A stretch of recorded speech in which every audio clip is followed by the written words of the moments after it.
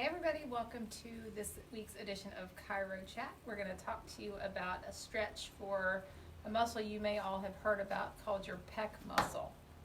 It's the muscle that comes across the front of your chest, attaches to the arm bone, and it can cause a lot of grief if it gets short or tight. So we're going to talk about A, some of the symptoms that can go along with that, and B, how to stretch it out. So Kat, you want to elaborate on symptoms? I shall. So the biggest problem is because we all spend all our time doing this or this, right? Nobody's reaching back here to do anything. So these muscles tend to get ignored in terms of keeping them in good posture, which is going to keep them stretched out. So some of the symptoms that you'll get from that, a lot of times people will have numb and tingling in the fingers. That's probably the biggest one that we see that they notice, because the nerve bundle that has to go down into your arm and your hand, which is the most sensitive part of your arm, runs underneath those muscles. So if they're really tight, then you're going to get some numbing, tingly effects in your hand. Yep. So we're going to show you how to stretch that.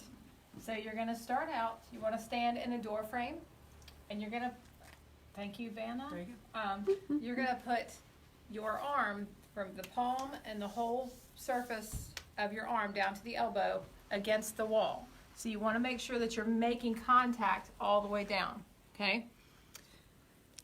Your elbow placement is going to depend a little bit on how the muscle is laying in your body, so you'll want to play with that a little bit, but usually you're going to be somewhere around shoulder height, maybe a little above, maybe a little below. Between chest and shoulder, depending on what part of the muscle is the problem. And you'll play with that depending on where you start to really feel that stretch coming across there. Once you're in that position, you're going to lunge forward through the door frame.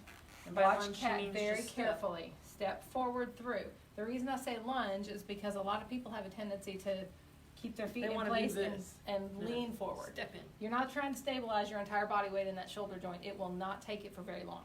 So you want to bring the leg through and actually support your weight in that front leg and allow that stretch to happen. Just feeling it right in here.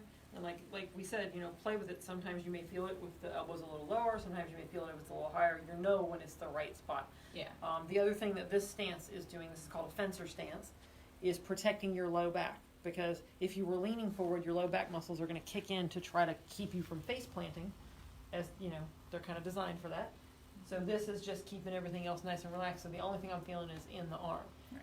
Now, if you have a really tight pec in this stretch, don't be surprised if your hand starts going numb and tingly, because again, that stretch is going to compress the bundle while you're in this position. It's not going to hurt anything. It'll come back once you get out of the stretch. So some people are just getting the position alone gives them enough stretch.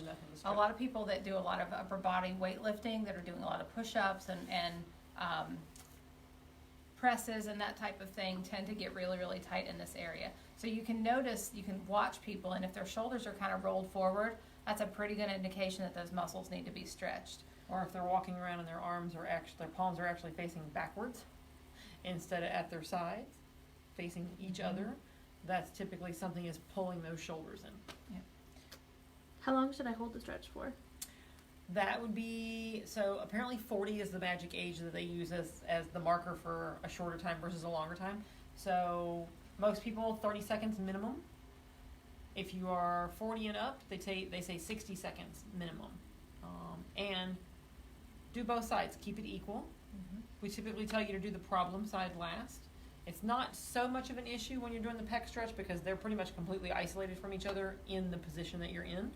So just remember to do both. Yep. Most doorways are too wide to do them both at the same time, so just do one and then step over and do the other. Absolutely. All right. There you go. We'll see you next week. Have a happy Thanksgiving.